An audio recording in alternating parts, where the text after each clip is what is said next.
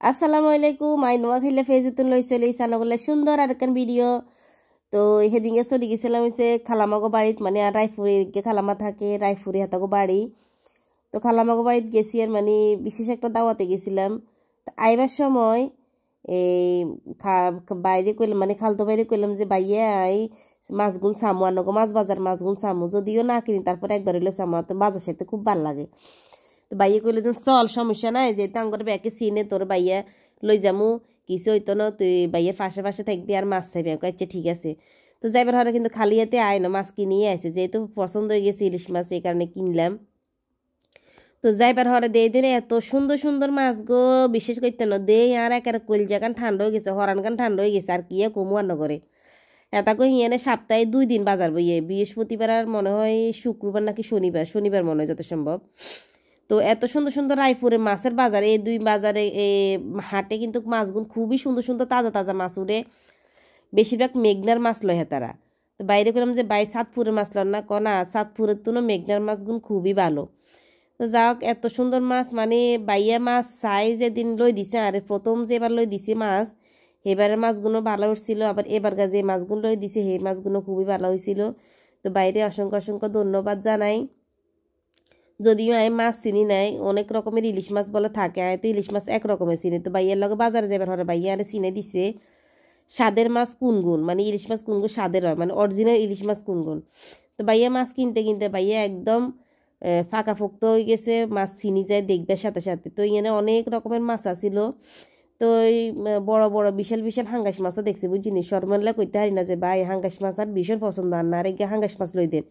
ভাইয়া কইব যে বাবু তুই বুঝি ইলিশ মাছ না খাই, বুঝি হাঙ্গাস মাছ খাইবি, এ শর্মে খালি মুখ দিবা আর কইতে পারি না। তো যাক কোনো একবার যদি আবার হিয়ে না যায় নদীর গিয়ে হাঙ্গাস মাছ কিনে আনো, আশা আছে। হাঙ্গাস মাছগুলো দেখতেও সুন্দর, তবে এখানে দেশি আরও মাছ আসিল।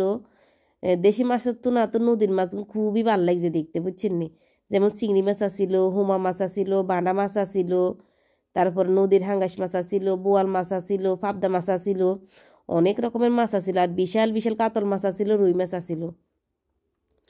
তো মাছগুলো দেখবার সাথে সাথে আর এখন কথা মনে উঠে গেছিল, আগের দিনে মানুষেরা বলে ইয়ের তুনো বড় বড় মাছ খাইতো, বুঝিনি। তো আর জানা মতে আমি হাইস্ট 20 কেজি আলাইগে মাছ দেখছিলাম একবার, আর দুলাভাই উড়েছিল শিব ভাই মানে বড়শি ভাই, এছাড়া আর কোনো মাছ দেখি না। আর শিং মাছ এগুলো মাগুর মাছ এগুলো বলে নদীর শিং মাগুর মাছ, আর বিশ্বাস হয় না, বুঝিনি।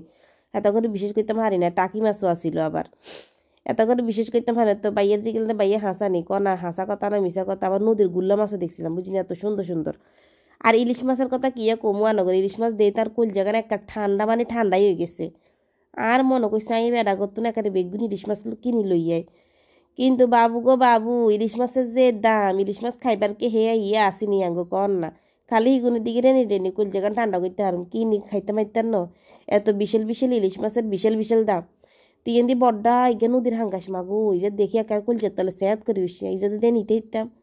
বেড়া কি যে চড়া দাম কইছে, বিশেষ করে তো ইলিশ হাঙ্গাস মাছের দাম হুড়িয়ে আয় লাগে যে বাজারেতে ঘুরি হরি যাবো ইলিশ মাছের ভিত্তে।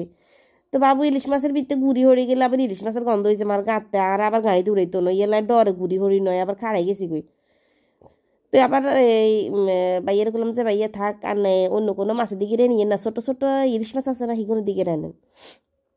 কা কিলে তুই বড় গুণ নীতি নয়, না ভাই বড় ইলিশ মাছ খাইতে ইত্যার ন, কাঁটা বেশি বা না ছোট গুণ সান। তো বাইয়ে মনে বুঝতে হারছে, বুঝতে হারি বাইয়ে আর করাচ্ছে, ঠিক আছে তাহলে তোর সরু ইলিশ মাছের ওই দিকে কি কর, যাতে না আর ইলিশ মাছ কিনে দিয়েছেন, হাতেনটা অসংখ্য অসংখ্য ধন্যবাদ জানাই, সত্যি বানায় গেলে যেন আর ইলিশ মাছ কিনে দেন এটার লাই।